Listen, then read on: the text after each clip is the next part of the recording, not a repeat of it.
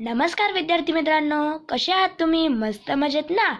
आज मी तुम्हाला प्रथम सत्र परीक्षा म्हणजेच फर्स्ट टर्म मधला हिंदीचा पेपर दाखवणार आहे. चला तर मग सुरू करूया. तर त्यातला फर्स्ट क्वेश्चन आपल्याला दिलेला आहे, रिक्त स्थानों की पूर्ति करो. तर त्यातला फर्स्ट, सभी के उत्तर से राजा को बड़ी निराशा हुई. सेकंड, अल्पज्ञ पिता बड़ा दयनीय जीव होता है. थर्ड, दोनों एक दूसरे के ईमानदार समालोचक थे. प्रश्न पहिल्यातलाच ब, एक शब्द में उत्तर लिखो. मातृभूमि के चरण धोने वाला सागर. प्रतिदिन सुनने सुनाने योग्य नाम. मातृभूमि का पुण्य नाम.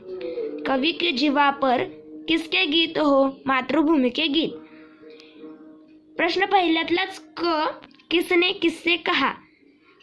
फर्स्ट, कुछ सीरियस नहीं है. डॉक्टर ने पत्नी से कहा. सेकंड, कहा है वे दाने. राजा ने चारों बेटियों से कहा. प्रश्न दूसरा, त्याच्यातलं अ, पर्यायवाची शब्द लिखो.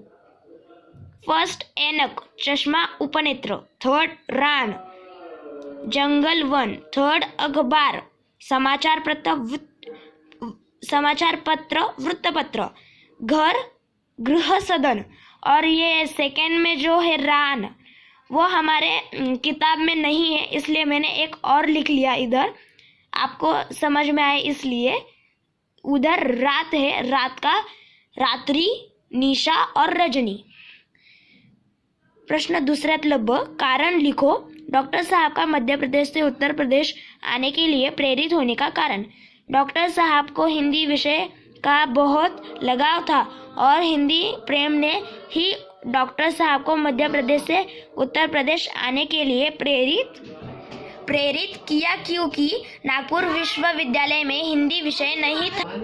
प्रश्न दूसरा, डॉक्टर साहब का राजनीति से दूर रहने का कारण.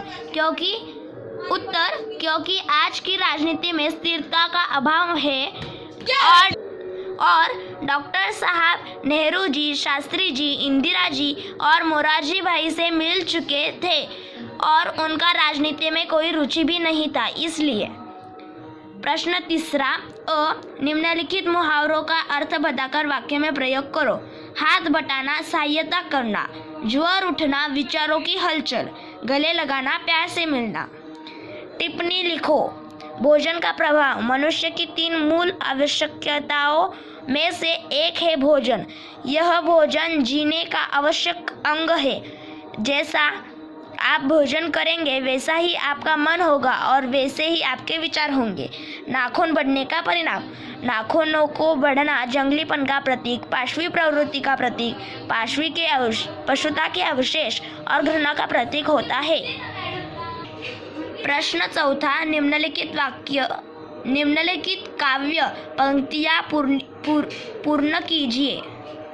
सेवा में तेरी माता मैं भेदभाव तज कर, वह पुण्य नाम तेरा. प्रतिदिन सुनु सुनाऊं, तेरे ही काम आऊं, तेरा ही मंत्र गाऊं, मन और देह तुम पर बलिदान में जाओ. जैसा भोजन खाइए तैसा ही मन होए. जैसा पानी पीजिए तैसी बानी होए. ऐसी बानी बोलिए मन का आपाक होए. औरों को शीतल करे, आपो शीतल होए.